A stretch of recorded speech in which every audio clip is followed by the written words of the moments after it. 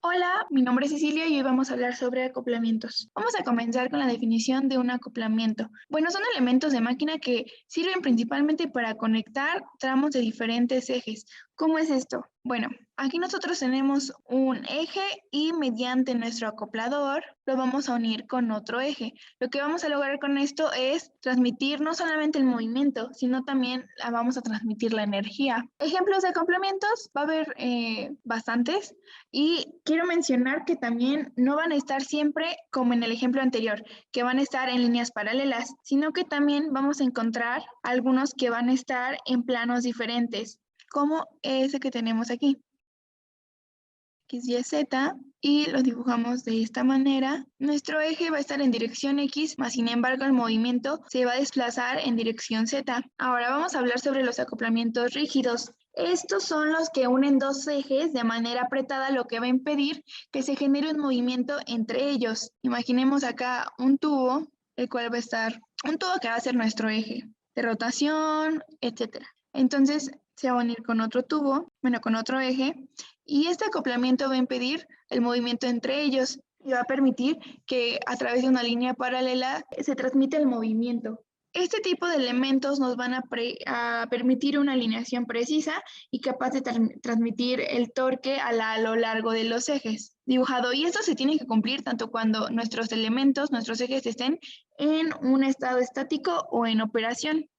Ejemplos de estos van a ser los manguitos o prisioneros, los que son de platillos. Si se dan cuenta, aquí tenemos la forma de platillo, que es lo que va a ser característico de este tipo de elemento, y de sujeción cónica. Ahora vamos a hablar de los acoplamientos flexibles. Estos son capaces de transmitir torque, sin embargo, a mi parecer, estos tienen una ventaja arriba de los de rígido, ya que estos pueden transmitir una cierta desalineación axial, radial o angular, permitiendo o teniendo efectos de absorción de, digamos, de movimiento, y esto nos va a dar una vida más larga hacia nuestros elementos. Estos deben de lubricarse cada cierto tiempo para que tengan una vida mucho más larga, y además bueno, los elementos que los conforman van a tener elementos plásticos de baja fricción que van a permitir pues esta flexibilidad. Estos se van a dividir en tres casos: acoplamientos de elementos deslizantes, elementos flexionantes y una combinación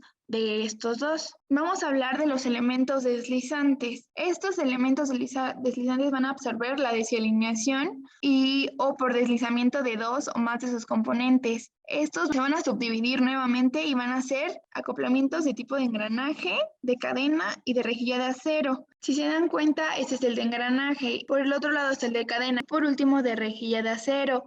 Hablando de la segunda subcategoría sobre los acoplamientos de elementos flexionantes, como su nombre lo dice, estos elementos se van a realizar de material flexionante, y dependiendo de ese material se van a subdividir en dos tipos, que van a ser los elementos metálicos y elastómero. En el lado izquierdo tenemos un acoplamiento flexible de fuelle helicoidal, y en el lado derecho un acoplamiento flexible direccional. Ahora para los materiales elastómeros vamos a tener este primero, que es un acoplamiento flexible de manguitos de goma, acoplamiento flexible de quijada de goma y el acoplamiento flexible de disco flexible. Esos tres acoplamientos se caracterizan porque en sus partes internas o donde se acoplan van a tener una cierta gomita que va a permitir como absorber el movimiento.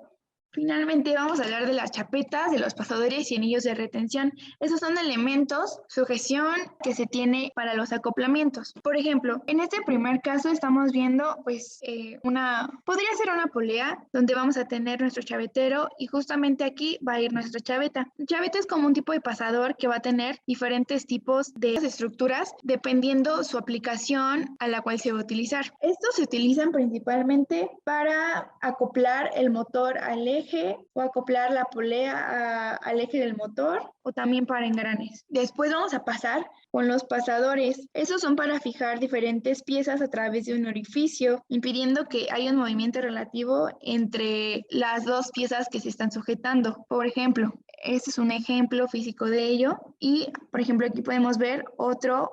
Después están los anillos de retención. Estos anillos básicamente van a sujetar no solamente una pieza, sino el sistema completo. Ejemplos. Espero que los temas abordados hayan sido de su entendimiento. Muchas gracias. Hasta luego.